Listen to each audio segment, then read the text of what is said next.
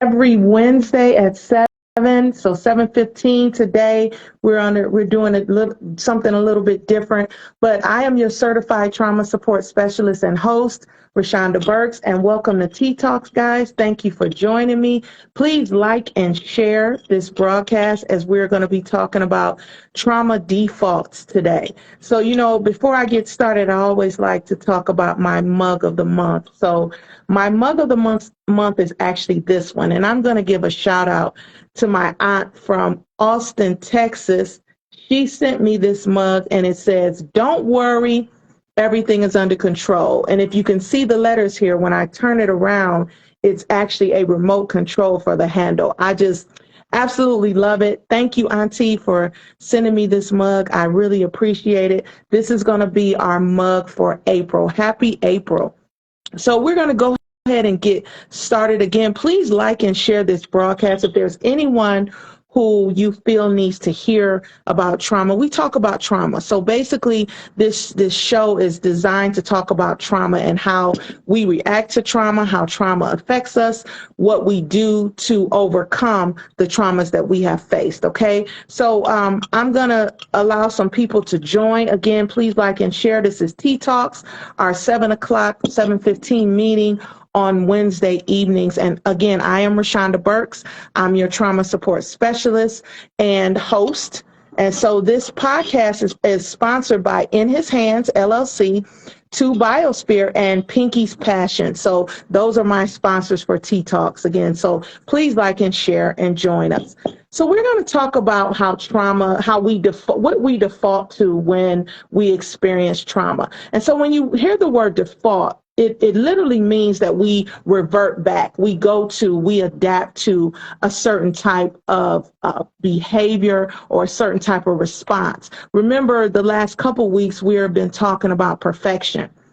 And in perfection, a person who has experienced trauma, when they default to perfectionism, it literally can cause dissension in their relationships and the way that they operate. So today we're going to talk about how we default. Sometimes when we're dealing with trauma and other things, we want to fix things ourselves, don't we? We want to be the one that provides the remedy, that provides the fix. And sometimes when you're dealing with a traumatic situation, whether it happened in your childhood or happened in later years in life, you really need assistance with that help. When we default back, we say, oh, you know what, maybe I just don't want to deal with this right now, but we definitely need to learn how to deal with our trauma, and we need to learn what we need to do to help. So today we're going to talk about the default, and there are 4 ways that we default in our trauma. Okay, it's an actual pattern.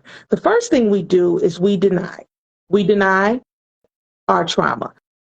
Hi, Reba. How are you? Thank you for joining me on Tea Talks today.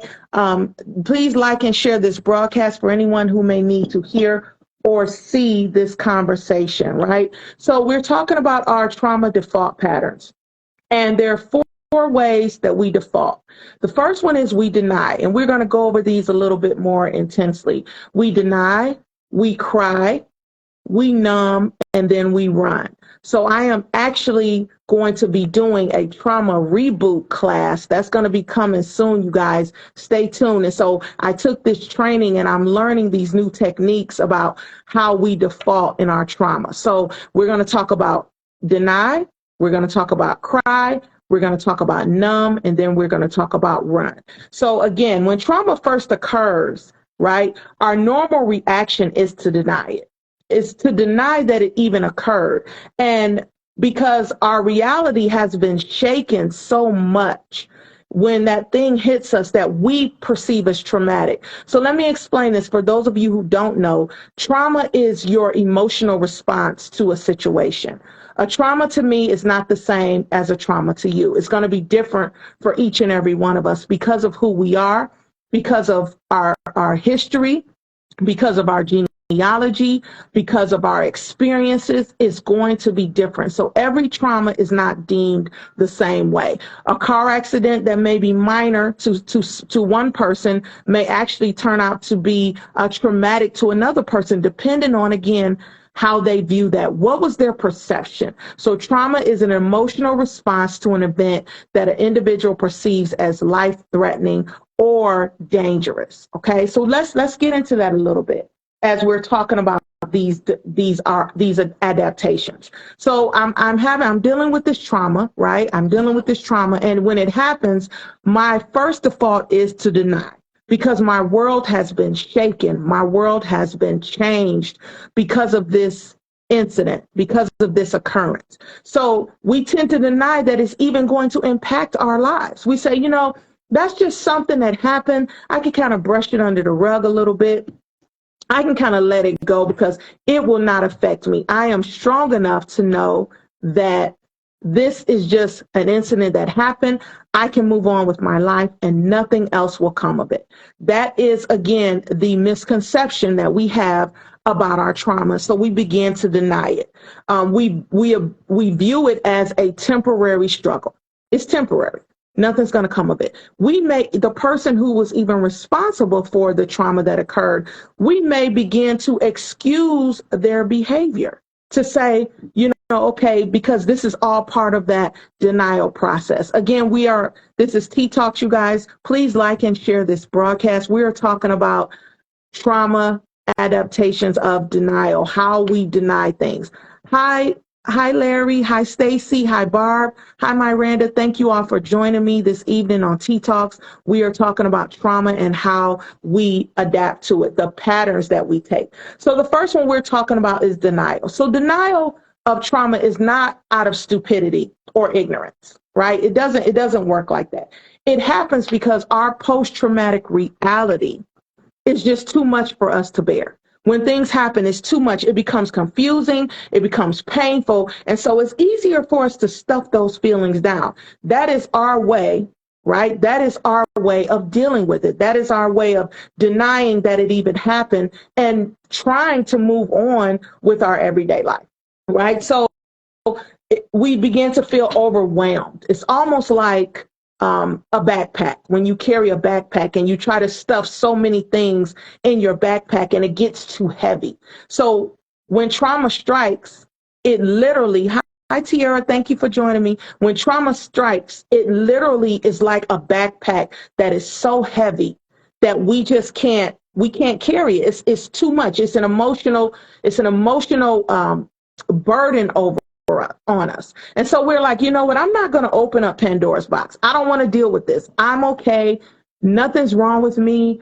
I'm just going to keep moving. But you're constantly carrying that backpack with you, and it's getting heavier and heavier because we feel we don't need to address those traumas. Well, again, that's definitely a misconception. We're trying to maintain our reality, but the reality is that before the trauma, after the trauma, our post-traumatic event actually alters our life. Our reality as we knew it then is not the same as it is now. I often mention this pandemic that we just went through the last couple years. We will never go back to the way things were. Everything now that we do is brand new. Everything that we're doing is a new reality. We're living in a new reality. So trauma definitely puts you into a new reality. And so we have to address that. There's just no other way around it. We begin to procrastinate in our healing. We begin to procrastinate in our dealings with it because we don't want to bring up those old feelings and thoughts that happen. But listen, we can stuff it down. We can stuff it down for weeks, months, years, decades even. We can do that. And if that works, does it really work? It doesn't work. So because what eventually happens is as time goes on, the more likely you are to encounter people who will trigger you. Let me repeat that. As time goes on and your trauma is not addressed, the more likely you are to encounter people who will trigger you. And so what happens when triggers come? Painful memories return.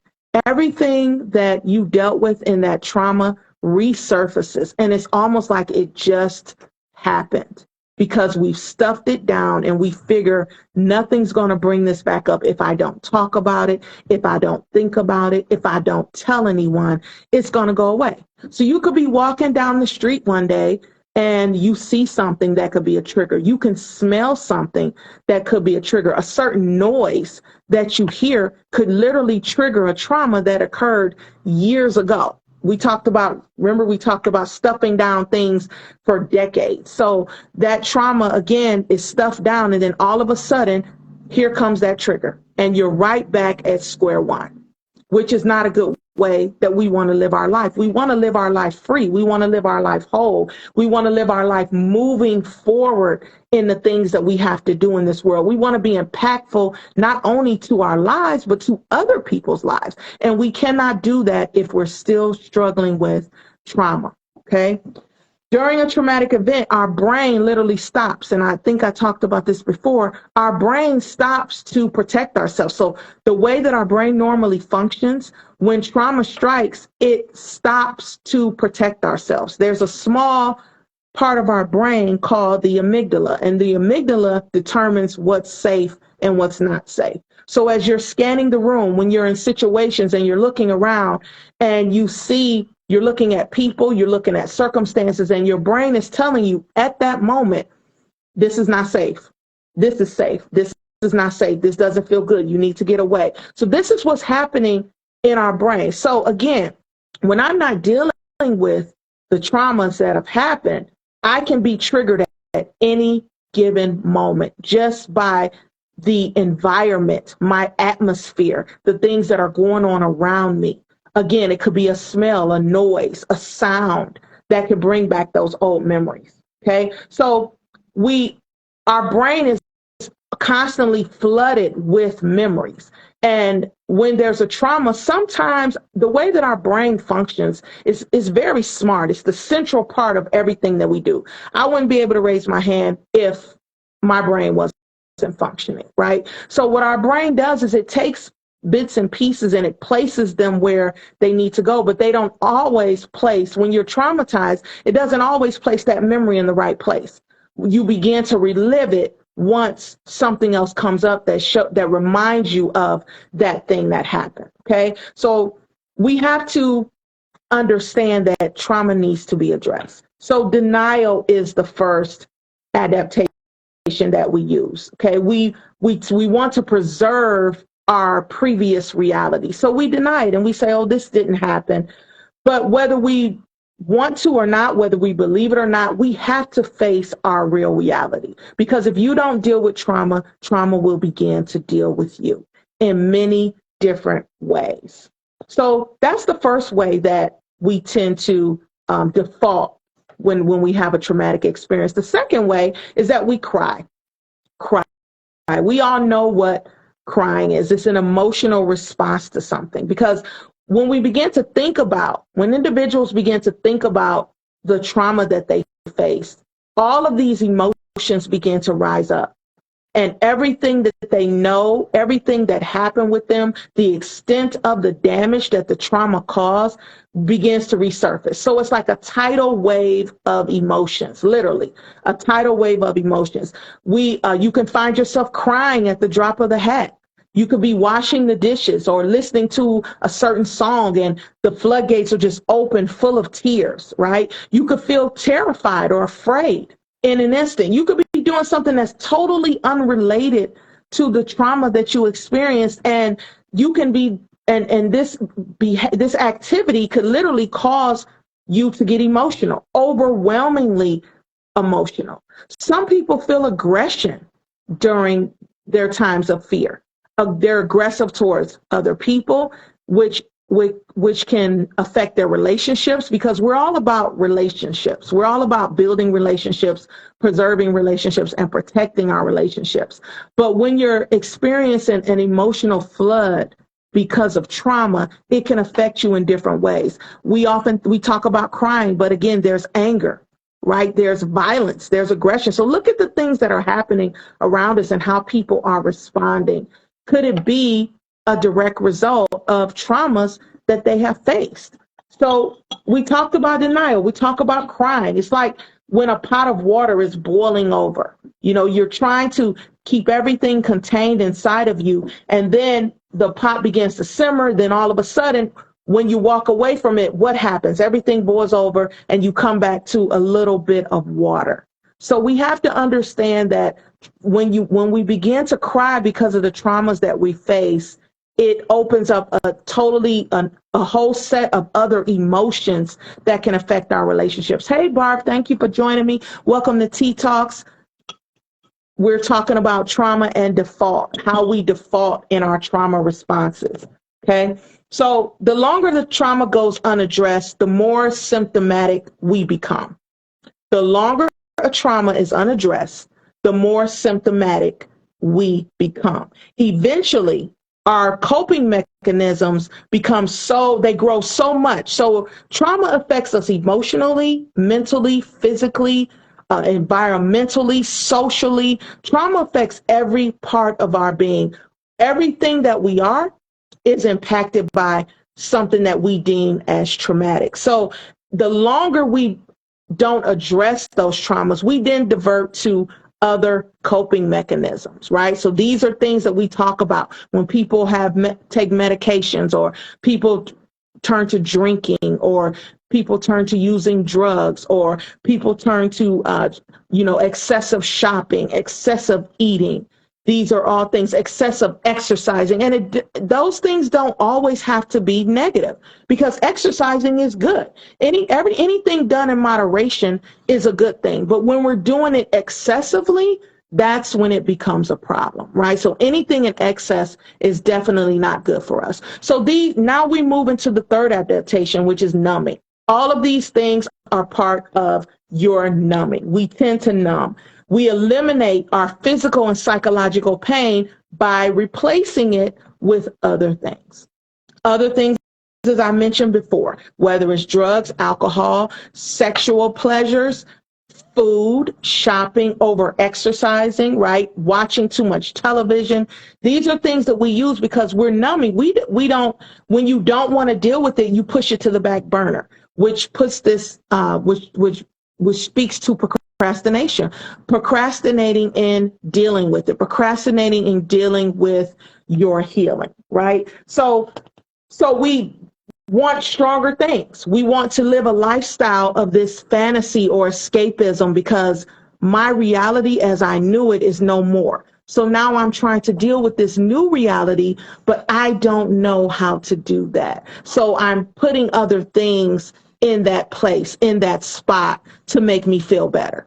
And that's called self-soothing. That's another term for it. It's called self-soothing. I'm self-soothing myself with these things that make me happy. I'm now turning to something where I can get comfort, where I can get joy, where I can get satisfaction. I'm turning to these things so that they make me feel better. But it's temporary, right? None of those things are meant to last. None of those things are meant to make you feel good forever. They are literally temporary fixes to a very present and imminent and serious issue. They are temporary. So we have to find out how we maintain order. What do we need to do to get a common ground, a middle ground, where we're not going too much to the left or going too much to the right? So again, we numb. Whatever way you use that, whatever you use to numb, this is the next step.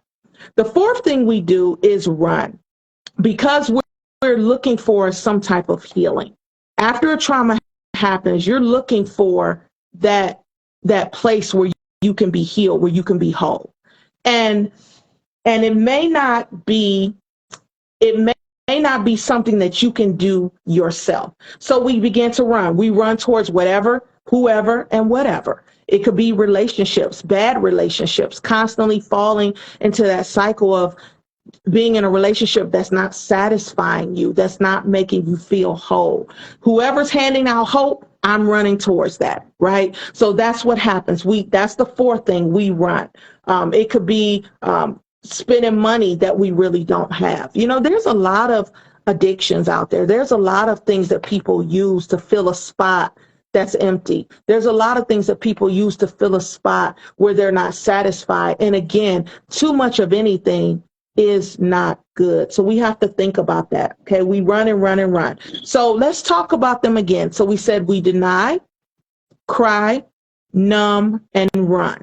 And this is just a little snippet. Again, I'm going to be giving a class, a reboot trauma recovery class, probably starting in May. I'm trying to work out the particulars of that. And I would really like you guys to join. I'm going to start doing the marketing for that soon. But this is just a little snippet of some of the things that we're going to talk about.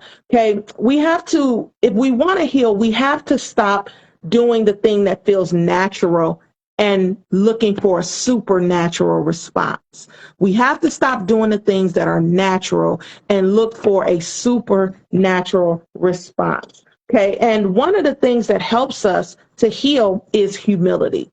There's that word, humility, right? Humility doesn't mean thinking lowly of yourself. Humility means that I am willing to open myself up to another person so that I can get help. I am willing to put aside how I feel that they're going to look at me or judge me in order to get help, because pride is the opposite of humility.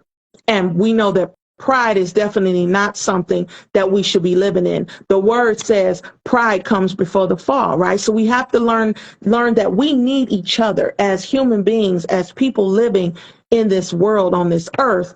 We need each other to live. We need each other to survive. We need our village to help us. Hey, Denise, thank you guys again. This is T Talks, Trauma, Education, and Advocacy. We're talking about trauma defaults on this evening. So thank you for joining me. I'm going to kind of take a station break and show everyone who joined us a little bit later my mug of the month. So my mug of the month says, don't worry, everything is under control. And I'm literally giving a shout out to my aunt from Texas. She mailed me this mug because I mentioned in the beginning of the year that I was accepting mug donations. So she literally sent me this mug that she had, and the handle is a remote control. How cool is that? So I love this mug. Thank you, Auntie, for sending that to me. So again, we are talking about trauma default. Please like and share this broadcast for anyone you think that may benefit from this conversation. So when you talk about the context of trauma, our first instinct may be to push back. When I first started doing this work, I noticed that many people they shy away from this conversation. They shy away from talking about trauma because, again, as I mentioned before, it may bring up some painful memories. It may bring up some painful thoughts and ideals in your head. And you just like, you know what? I'm living my life. I'm good. I'm fine. I'm working. I'm adulting. Everything's good. And I don't need to talk about those things. Well, I'm here to tell you that you could be going along your way just fine, but then something could literally trigger you. Something could literally happen, and that memory will come back and you'll say, you know what? I'm not healed from that. And that will show you that you need more work. We need to do more work. So we have to be a little humble when it comes to trying to heal from those things that have happened to us. So we, again, default back to pushback. We get pushback. You might be inclined to say, you know what, I'm gonna handle this burden on my own. This isn't something that I want to give to people. This isn't something that I want to bring into other people's space.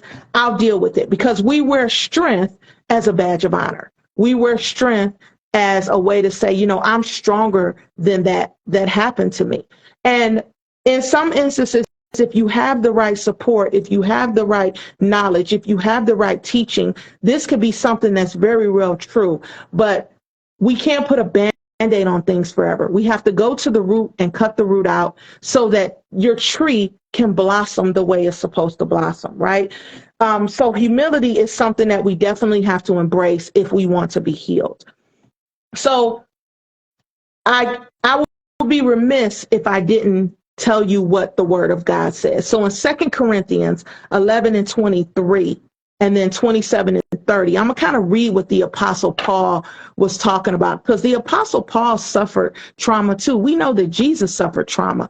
The Apostle Paul suffered trauma, and he talked about it. And he talked about how he dealt with his trauma. So in 2 Corinthians 11:23, it says, I'm talking like a madman with far greater labors, far more imprisonments, with countless beatings and often near death. Now we know that he suffered because of his faith. 5 times I received at the hands of the Jews the 40 lashes minus 1. 3 times I was beaten with rods. Once I was stoned. 3 times I shipwrecked. A night and a day I was adrift at sea. On frequent journeys, in danger from rivers, danger from robbers, dangers from my own people, danger from Gentiles, danger in the city, danger in the wilderness, danger at sea, danger from false brothers and toil and hardship, through many a sleepless night, in hunger and thirst, often without food, in cold and exposure. So if I must boast, I will boast of the things that show my weakness. So he's talking about all of these things that he dealt with, all of these things that he went through.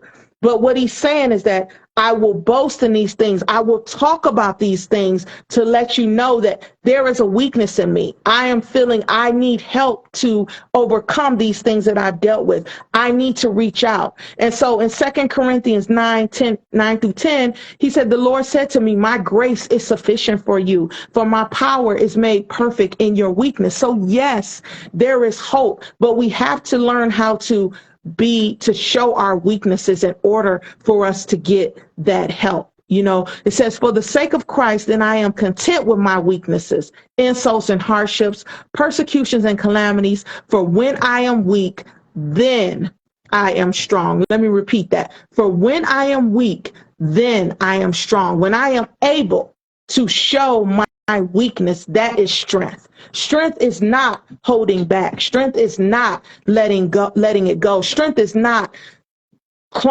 climbing into yourself. Strength is letting others know, hey, I deal with this too.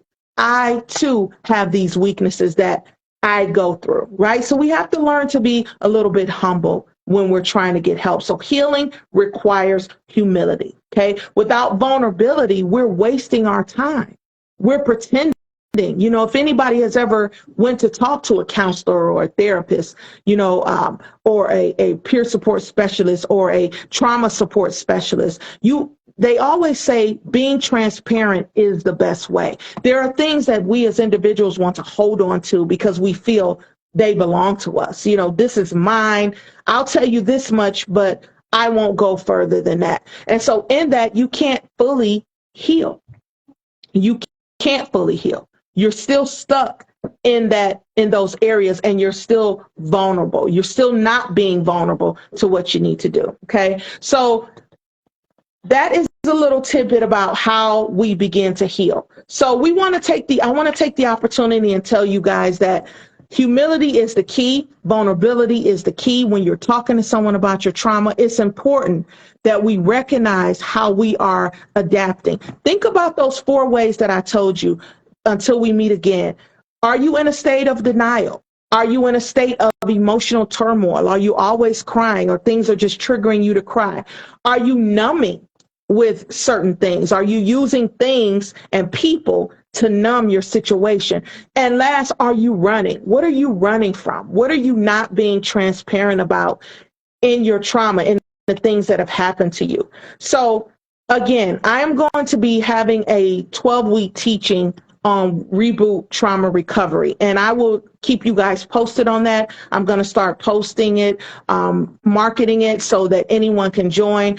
So thank you guys for joining T Talks, Trauma Education and Advocacy, where we help you reclaim your life. This is a space where we talk about those things that have the traumas that have affected us and cause certain behaviors. And then we begin to look at ways that we can begin to heal ourselves, where we can begin to heal from those things that have happened so that we can live a full life. So thank you again for joining me. I will see you guys next week. Again, please like and share this broadcast.